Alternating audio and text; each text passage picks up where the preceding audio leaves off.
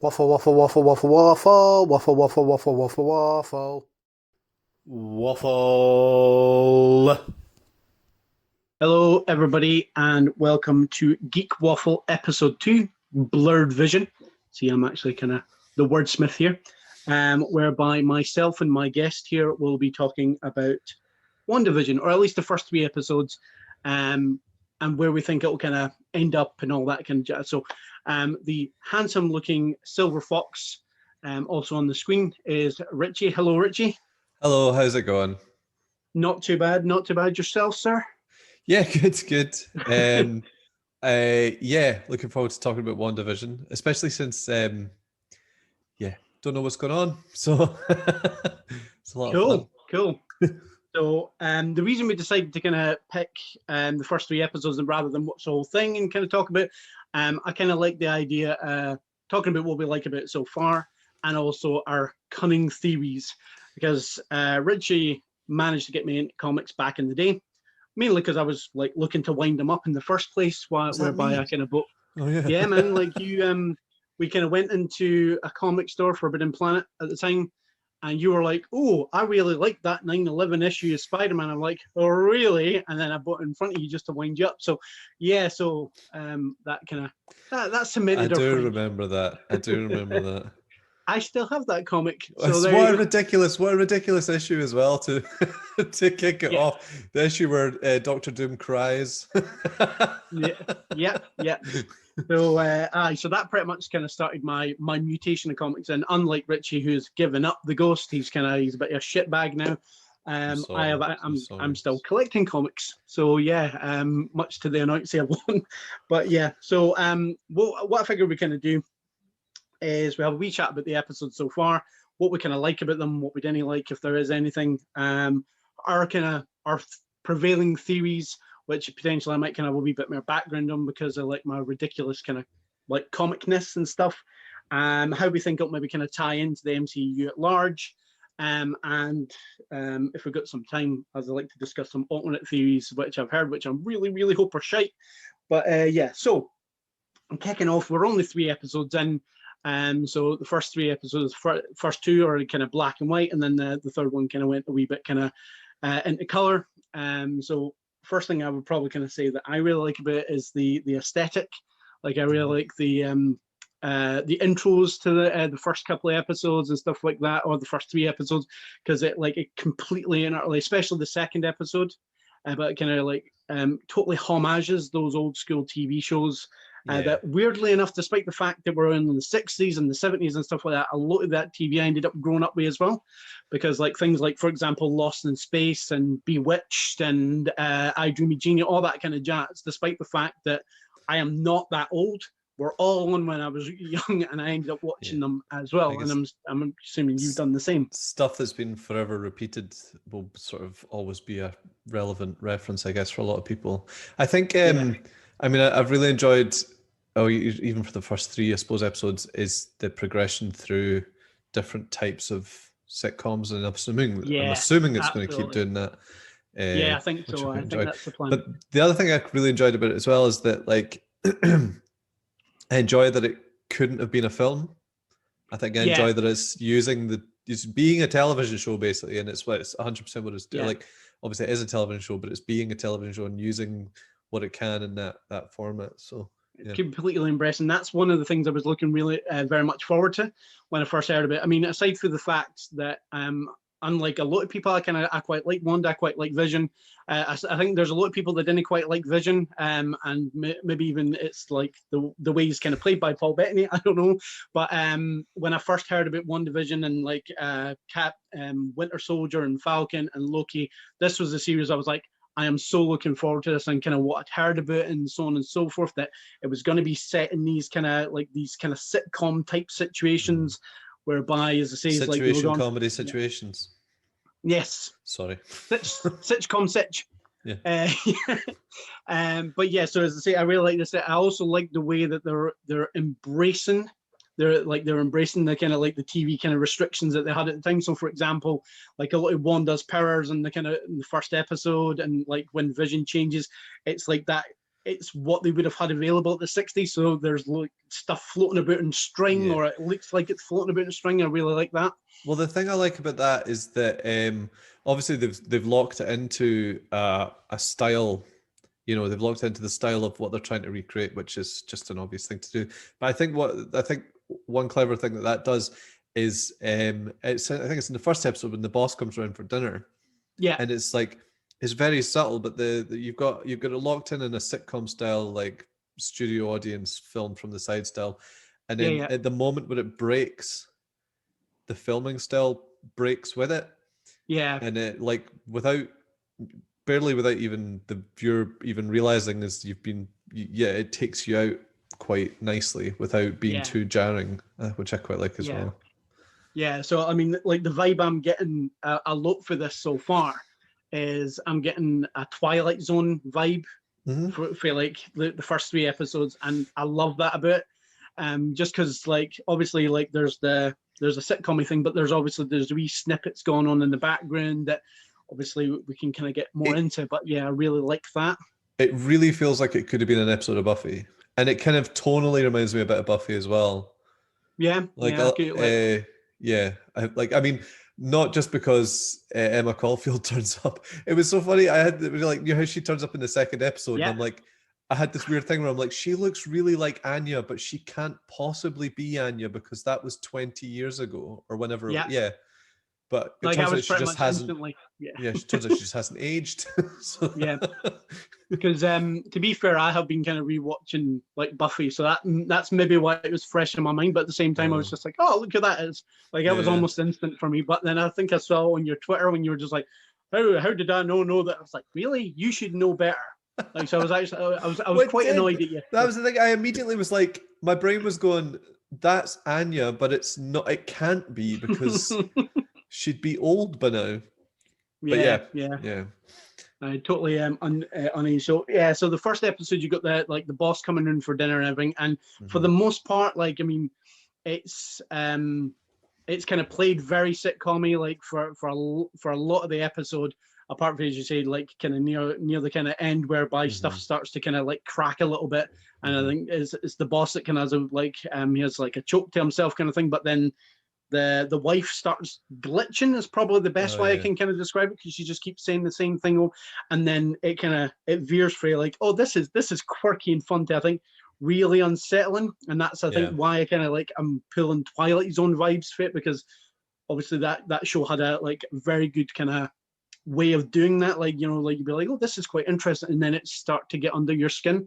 So I think that was really kind of well done in the first episode. And the second episode, I know they done the magic show and stuff like that, but then they started to kind of introduce the Pleasantville type situation whereby some color was being kind of like introduced, like she finds a helicopter in the bushes, and then when Anya, whatever her character name is, apologies, cuts her hand, she's got the kind of blood on there as well. So I like that. And then obviously by the end of that they completely switch, but obviously the third episode it gets weirder still. Yeah, because we sort of progressed to a 70s sitcom at that point, sort of Brady Bunch style. Like Three's Company, I think I got for the intro. That's what I was kind of getting, I think, for that. It's funny actually. The whole thing's made me realize how many old American sitcoms there are about, like, where a character has to hide a magic power, like Bewitched or I Dream of Jeannie or Mork and Mindy, or, you know, it's all like, it's like, Christ, there's a lot of them actually. I mean, I think back in the day, that was like the thing. Obviously, with Mork and Mindy, he's an alien. He's no magic. All right, sorry. Come on, Richie. Super. But yeah, no, I totally get where you're coming from, kind of thing. But yeah, so as I say, firstly, like, despite the fact they're embracing their sitcom kind of like roots, and like it is quite like funny, I'm finding myself giggling away at kind of wee bits and stuff like that. As I say, it's the general unsettling, what the fuck is going on kind of vibe that I'm really liking a bit. It's kind of weird. I think this, I feel like the sitcom-y vibe, or the this sitcom situation, kind of helps you it sort of disconnects you a wee bit from the, like, as you, the viewer, disconnects you a wee bit from like what the hell is going on, because hold on, it's still recording. Sorry. I think it does disconnect you because sometimes you just start accepting it. Yeah. But then it's like the it baby lures you in. Like the baby developing so fast. Yeah. And then sort of suddenly having to be born. And I meant to ask you actually, is this in any way based on anything, or is it entirely? So, or do you not know yet? So that's kind of linking into like my theory, for which I really kind of hope is right, and they didn't actually kind of bottle on it, that kind of thing. But we'll get to that. Okay. So what I was going to kind of say is, was there anything that you have liked about them so far? The episodes. Well, I mean, I think it's like I think it was a really good shout putting the first 2 episodes up in one go. I do like that the episodes are short. Like I like that because they're going for the sitcom thing, they're making them around about a length of a sitcom rather than your usual 45-minute jobs. But like, I think the only thing is like obviously being a bit impatient because I think WandaVision is definitely something that would have benefited from being thrown up all at once, but that's that's just me really, because I'm just like, you've no patience anymore in your old age. Well, yeah, it's probably what it is. But I think also at the same time is being patient pays off, because when little things happen, they're more rewarding rather than you just taking it all at once. But no, absolutely. I probably kind of I was almost on the flip side with the episode line, because I was a wee bit kind of disappointed they were about that. But I mean, to be fair, when I kind of thought about it, I was like, yeah, that's absolutely right. So I'm wondering if the merit progresses, potentially the length will get a bit longer to actually kind of fit in with whatever kind of year it's or whatever decade it's trying to fall into. So I was a wee bit kind of meh. In terms of it dropping off, or I don't kind of binge anymore. Like unless it's something I've seen before, I don't tend to kind of like completely binge everything in a sitting. And I think my thinking behind that is I enjoy it more. So more maximum, I'll tend to watch 2 episodes of something in a sitting, and then I'll kind of I'll deliberately turn it off and go and do something else. Like comedy's a wee bit more kind of I'm quite happy to watch a few more episodes of a comedy thing. But if we're talking drama, 2 episodes usually in a sitting, and then I deliberately force myself to come away with it, because I felt that when I was binge watching stuff, when I was just dropping either half a season or a full season in a sitting, it smooshes into one, and by the end of it, you're just kind of like, what the hell did I watch? Or I don't think I enjoy it as much by actually kind of binge watching it. So I'd probably disagree with you on that one. And episode length, I've come round to your way of thinking already, because that kind of makes sense to me why the episodes are that kind of length, because of the sitcom sitch. But also, I think again, the pace of it. I think if we were at the same point we were, but it had taken twice as long. Yeah, and it might have been a wee bit could have maybe dragged. Might have been pushing our luck on the on the pace. Yeah, but I think it's definitely. Yeah, I mean, we're already in the 70s, and there's already sort of mad things going on at the end of each episode, so it's kind of. I do wonder if it'll maybe be kind of a couple episodes per decade, because obviously the first 2 60s maybe. Kind of thing, or 50s, 60s, or maybe. I would be very interested if they end up in the 90s. But the other thing I think as well when I watch it is immediately wondering, is it just one? I'm guessing it'll just be one season, right? So I've actually kind of noted that as well. So thing like with Winter Soldier and Falcon and Loki, they basically they look like they're made for syndication, whereby they could probably go on for a wee bit. I'm on the complete I think I'm in complete agreement if I remember how to speak English, but I think it'll be a single season, because this screams more of an event show kind of thing. Yeah. As opposed to, as I say, is something that could kind of go on for a couple of seasons. Well, it could be that. So, it could be the sort of thing where it's it leads into another series that that continues the story, but it's a completely different set and tone or whatever. It could be building toward. I mean, it would not surprise me if a lot of these Marvel shows start building towards something more. Especially if they're on their own platform. Yeah. And it's the same with the Star Wars stuff. I mean, it's just we got the announcement about Boba Fett at the end of Mandalorian, and it's I feel like with them throwing up all this stuff, they'll be trying to they're obviously trying to get as many people into Disney Plus as possible, but they're probably building it. Yeah, no, absolutely. So, I mean, I think in terms of like probably the long run for the show, I think it's what's probably going to do. It's probably going to set up Doctor Strange in the Multiverse of Madness, and now because effectively Spider-Man 3 is going to be like a mini Spider-Verse type situation, for what I've kind of heard. Chances are that it's maybe going to link to that as well, because like I think everybody and their mother's going to be in the new Spider-Man. I think I'm in it. You might be as well. I don't know if you've got the email yet, but yeah. So I think that's what they're gearing it towards. So we'll just kind of like nip into theories and stuff like that. So hopefully you're not sitting there going, oh, like when I talk about my theories. I'm pretty sure I did kind of message you ahead of schedule going, are you sure you want me to talk about stuff? But no, it's fine. Theories are fine because theories are just theories. So yeah. So what I am very much hoping that it's doing is it's effectively going to be tying into like the Avengers disassembled kind of arc and the House of M arc respectively, whereby Wanda has cracked. All right. So I really, really, really, really hope that she is actually the antagonist. And for what I've kind of seen so far, it seems to link into that. So, for example, so in the second episode where the beekeeper came out of the sewer, she went no, and effectively reversed it back. She has, Sorry, she seems like she's directly manipulating this. So, and then obviously in the third episode where she told that effectively, it looks like she's told that lassie to get to fuck effectively and kicked her out in this kind of like this kind of pocket universe kind of thing.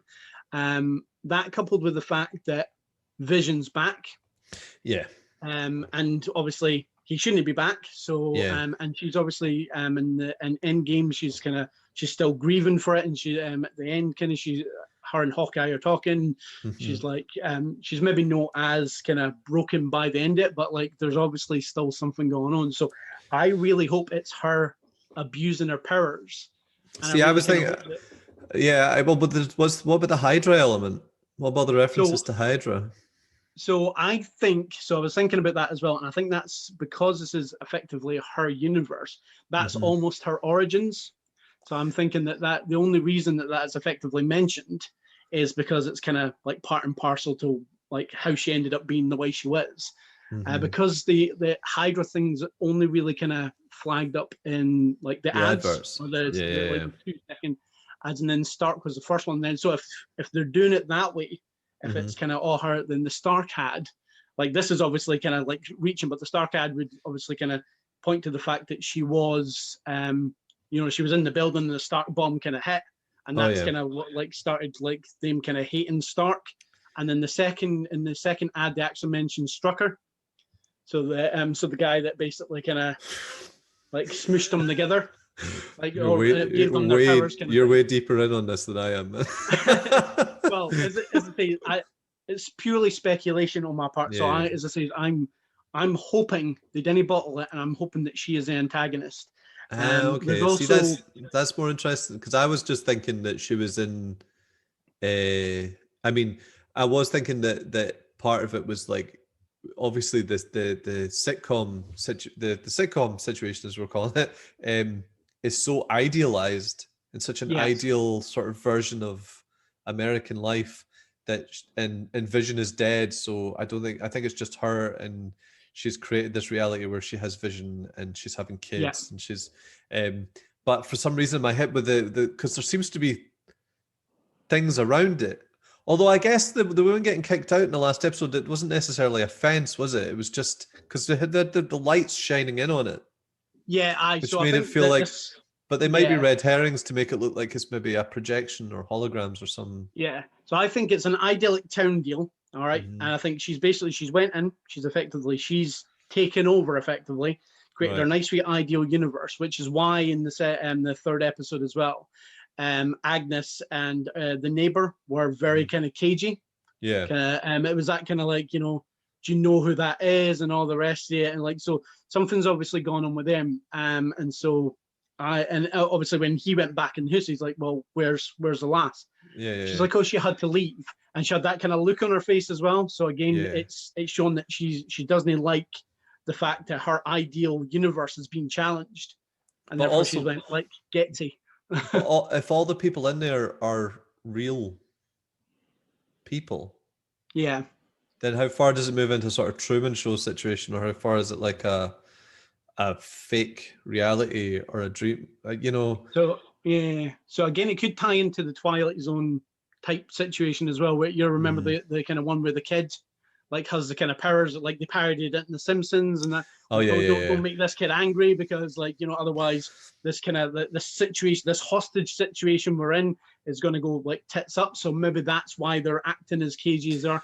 Again, she might have been sent in. She might have been sent in to try and to infiltrate effectively. Yeah. I think that's essentially what's implied. And the other ones have kind of realized, what's going on, and she doesn't actually have a house here, and they're like, oh, really? What's going on, kind of thing. So I think the people on the outside, rather than, so I don't think they are Shield, because I think Shield's a wee bit up in the air and stuff like that at the moment, because I still think Agents of Shield ties in. Right. As far as I know, despite what Kevin Feige might think, but there's been a few references to Sword. So like for example, on the little toy helicopter, it's got like the sword symbol on her. The lass's necklace she booted out, there was a sword thing there as well. Now in the comics, because she asks her what the chain is, doesn't she? Is that what that was? Yeah. Oh, right. Okay. So Sword in the comics is alien threats. So I'm wondering if they've kind of, obviously because of the MCU, they've kind of repurposed and rejiggered a few bits. I'm wondering if it's essentially like their X-Files department, like their paranormal department, like what the hell's going on, we're going to go in, or like the superhero paranormal type situation kind of thing where they go in and they kind of keep an eye on stuff. And because obviously I think they mentioned as well, and this might have been, again, I'm just speculating, but this could be kind of tied into the fact that General Ross, I think, and during the Civil War one, where he asks where Hulk and he asks where Thor is, and he's like, you bet if I kind of mislaid a couple of kind of like 10 megaton bombs or whatever they were, I'd know where they were. Yeah. So maybe this is like they've started to actually kind of monitor the high powered ones to just kind of go and so that's maybe why they're already outside this thing, because in the first episode as well, over the radio you actually kind of heard somebody kind of, or I think it was maybe the second episode when Anya kind of cuts her hand, but somebody over the radio comes through and they're like, who's doing this to you? So I don't think anybody's doing this thing to her. I think, and as I said, I hope that it's actually kind of her doing it. Yeah, and someone's trying to get through to her. Right, I got you. And she's had a bit of a psychotic break, and she's all the shit that's kind of happened. She's lost her brother. She's lost like the love of her life. She got like blipped to existence, came back in. Thanos was like, "Who the hell are you?" Told her to get to, and all the rest of it. So like because it's got to that point, I'm really kind of hoping that they're kind of going doing that kind of House M arc. So which could hopefully tie into bringing the X-Men in as well. So House M, basically the House M arc was essentially after Avengers 500, where she basically cracked and essentially kind of she killed Hawkeye at the time. She killed Vision. Like it was this whole thing. She was creating this big reality kind of issues and like spaceships coming down and destroying like the fuck out of stuff. And so they basically found out that Wanda was the antagonist, and they're like, right, okay, well, like we'll take, because she's a mutant in the kind of comics kind of thing. So they take her to like the mutant city Genosha, whereby prior to this, like effectively a big group of the Marvel heroes are like, right, I think we're gonna have to go and kill her because she's like, she's a bit unstable. They go, and then that's when she creates the alternate universe House A, like the House M one, where the mutants are the dominant species on there. So like they could do that. I mean, obviously this is all purely speculation, but at the very base level, as I say, is what I really kind of hope is that they're actually kind of, it's all her. She's just a bit broken. She's created this kind of whole universe. She's still grieving. Yeah. Is she a mutant? And they just can't. If they just not said mutants. Yeah, they can at the moment, up until now they probably could, but So at the moment they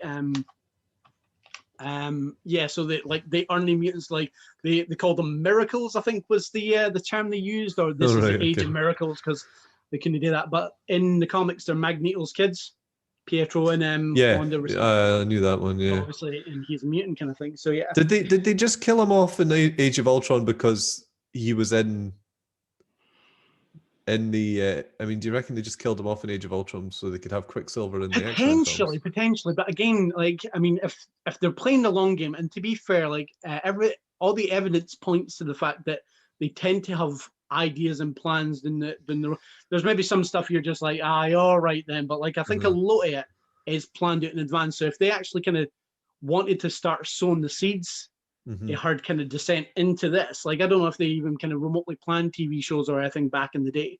Maybe this was going to be kind of part of the film, because I think what they probably do is they probably like to have other options open. Yeah, they'll probably go all these kind of threads like, oh, we could totally do this, we could totally do that. Oh, like, and obviously now that the TV kind of like Disney Plus is there, we're like, oh well, we've got an avenue for a TV show. And as I say, it's because the Doctor Strange one's called the Multiverse of Madness, and they've started. Yeah, it looks like they're going to start to tie into that. Yeah, Loki's going to be an alternate timeline as well, I guess. Yeah, I mean, so in the trailer for the show, I think the TVA stands for Time Variance Agency, as far as I know. Oh, okay. And it's because obviously, like, they went back, they started messing with time, and he, like, technically he's not supposed to be there. So it does look like alternate timelines and, like, again, multiverses and stuff like that. I was a wee bit disappointed in Far From Home when, like, Quentin Beck mentioned multiverse. I was like, no, like, oh yeah, okay, it's on the wind up, right? Okay, fine. But like, Quentin Beck plays Mysterio. I don't know if you know who Mysterio is. I think I've heard of him. Yeah. So that's my cunning theory, and as I say, I really hope it's right, and I hope I haven't spoiled it if it is right.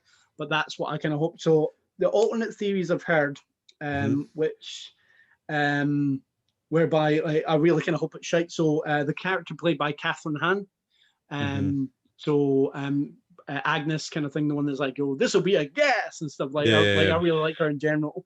But there is, I think I saw somewhere whereby they're claiming that's Mephisto. So basically the Marvel's answer to the devil and stuff like that, which, to be fair, and this is annoying, this is the thing that's really annoying me, but it seems like that would tie into Doctor Strange because it's one of Doctor Strange's villains. So I'm just like, I really hope that's not the case.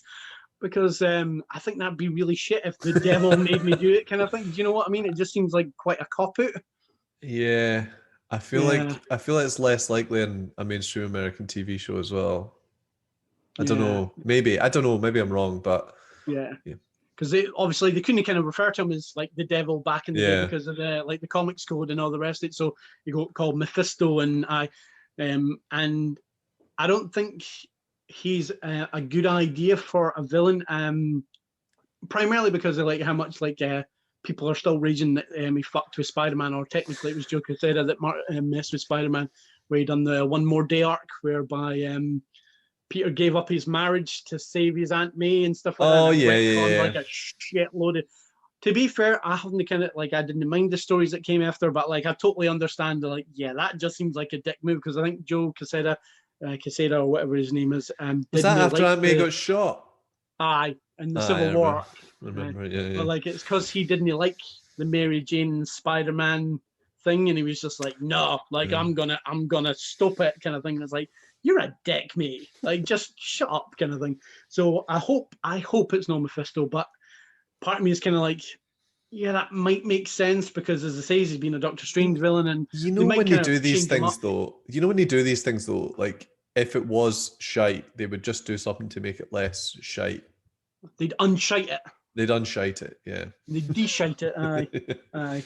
No, but aye. So I really hope that's the case. The other one makes more sense because if it's building towards other stuff, then, as I say, like I just hope that they actually they go kind of Dark Willow way and actually kind of like have the balls to actually kind of make her into a villain, which I know there was a lot of kind of people that didn't like the Dark Willow thing. I thought actually totally kind of fit with like the arc they were going for, so I didn't care about that. So the Dark Willow thing is just Dark Phoenix.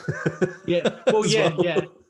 And to be fair, they fucked up Dark Phoenix twice, so maybe this will be the MCU's version of Dark Phoenix. So yeah. I know, if they bring in the X-Men, they just can't do Dark Phoenix, can they? Well, absolutely no danger. It's like one of these things whereby, like, you know, you kind of hope that they didn't fuck like Galactus when they bring the Fantastic Four in and stuff that as well. Because I actually like the Tim Story Fantastic Four movies a lot. Like they were better than Fan Four Stick. But then no, I quite like those ones as well. Yeah, but I really want to see the MCU do them justice as well. But yeah, so that's my theory. So I like, as I say, I really kind of hope that it's gone towards it. I'm also getting like vibes of the Vision arc by Tom King as well. So I don't know if you read a lot of Tom King. One of the things you probably should read by Tom King is Mr. Miracle, which I'm pretty sure I picked you up for your Christmas. Yeah, I've got it. So you wholeheartedly should read that. To-do list. Yeah, but Tom King wrote an arc on the Vision, which again like ties into the Suburbia thing. But because this focuses more on Wanda, I don't think they're going to get that dark with it. But like, I picked it up just on the off chance, and it's about Vision essentially creating a family. So he creates a wife and 2 kids, and essentially moves to Washington, and he's got this ideal suburb life. And it's like, all right. And I picked it up because it was a #1, and I'm a sucker for a #1. I was like, oh, look, it's Vision #1. I'll pick it up. And it's absolutely excellent because it goes incredibly dark in the first issue, as well as getting very existential very quickly. You're just like, what the fuck am I reading? Like, I was just hoping for this weird kind of Vision arc, and it gets. I haven't read much Vision. I've never really read any Vision stuff. Yeah, because I mean, he tends to be like a side character. Obviously, he's always been kind of there, and obviously the relationship between Wanda and Vision was always a thing. So I was actually quite impressed when they actually decided to go with that. I was like, all right, okay, you're actually going to include like the relationship between Wanda and like Vision. And I was like, that's interesting kind of thing. I wonder, like, I mean, if this does turn out to be one season, like a one-off that leads to another thing, like, I wonder what they would do with Vision, because I think one of the dangers of having him in a TV show is that if they feel like the audience is starting to like him, and then at the end of it, it'll be like, no, he's dead, so he's not coming back. So I wonder what they'll do on that front. But I think it's interesting. Like, I feel it's interesting to see this new level of TV show that they're going, because they've really stepped it up. Like The Mandalorian, like, I'm just sort of all the Disney Plus stuff. You sort of look at what was happening before in terms of like Daredevil and Jessica Jones and all that. They were very much like a TV show, but they also very much were like, even though we've got references to the films, these are separate. These are just completely separate. But this, because they're using the same cast and everything, it feels very like, no, this is embedded right in the... Yeah, no, absolutely. Because I think Kevin Feige has always been like, he basically kind of counts Netflix shows as the bastard red-headed child, the MCU, despite the fact they reference the MCU and all the rest of it. He's like, I will not have them in my MCU. Which is really weird because, as far as is that because they can't get them off Netflix? Well, possibly, but like they were also, as far as I know, Charlie Cox, who obviously kind of plays Daredevil on the Netflix. They're bringing him in to the Spider-Man 3 film. Yeah, I'm excited about some Daredevil on film again. That'd be good. Yeah, no, absolutely. Like, Charlie Cox, I think, absolutely nails it in the TV series. I think he was perfect casting for it. So. And a lot of people were like, incredibly kind of pissy after, like, obviously, like, Netflix cancelled the shows and stuff like that, and because like he was definitely a highlight in it as well. I think a lot of these shows, I mean, with the exception of Iron Fist, although apparently season 2 gets better. One thing I would say about them, despite the fact they've got fairly kind of decent kind of like actors in them, they still felt fairly under budgeted. And the thing with kind of like Marvel and Disney are like, okay, we're making it rain. How much will we say? Oh, you just want that blank check? There you go, kind of thing. And like that definitely reflects in The Mandalorian, because like the production value in that show is ridiculous. I feel like I'm watching mini movies every time I watch an episode of that. And it's the same with this. The Mandalorian. Well, I think also they found really clever ways to make it. As well, because the way that they shot The Mandalorian, like the behind the scenes stuff, is incredible.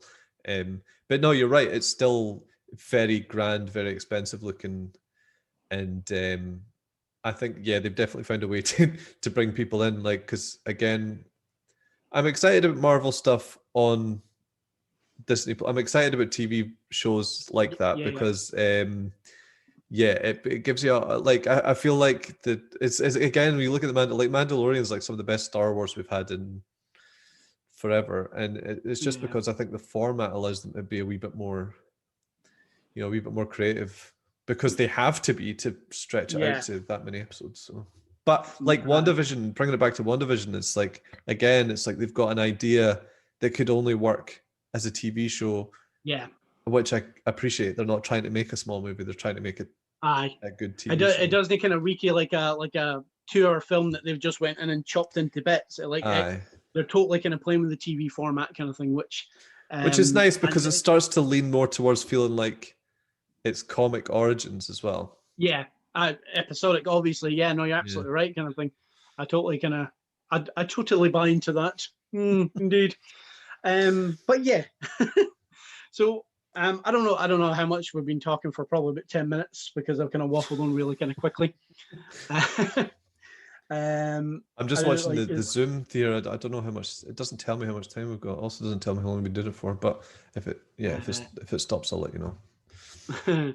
10 minutes, but we've been doing it for 10 minutes now. I don't think that. I mean, at least 20 or 30. He says, fingers crossed. Does your Zoom say 10 minutes?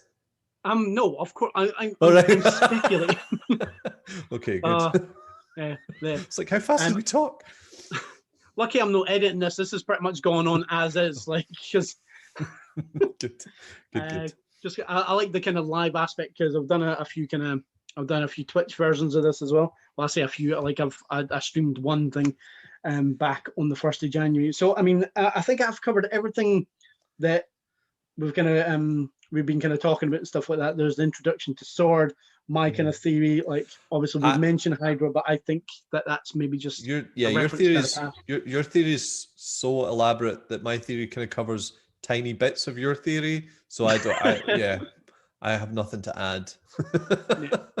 Because I think Vaughn sometimes asks whether or not my knowledge of the comics sometimes spoils stuff, and I like the fact that, because I know a lot of people hate this, but I like the fact that despite the fact I've got the base knowledge and stuff like that, like, you know, who the Winter Soldier was, I remember that was hilarious because we went to see that.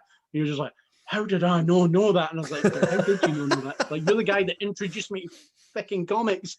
But yeah, so like, I like the fact that my base knowledge doesn't deter for the films and the TV series, because usually they'll throw like a nice wee monkey wrench in there. Unlike a lot of people, I like the Mandarin. Like, I like the fact that they kind of they threw that in. It plays on your expectations. I think they know that the people that are big into it, they like to play with those people's expectations, I think, for sure. Absolutely. And I think that couldn't be more prevalent than for example, the marketing campaign for Infinity War, whereby they totally kind of messed.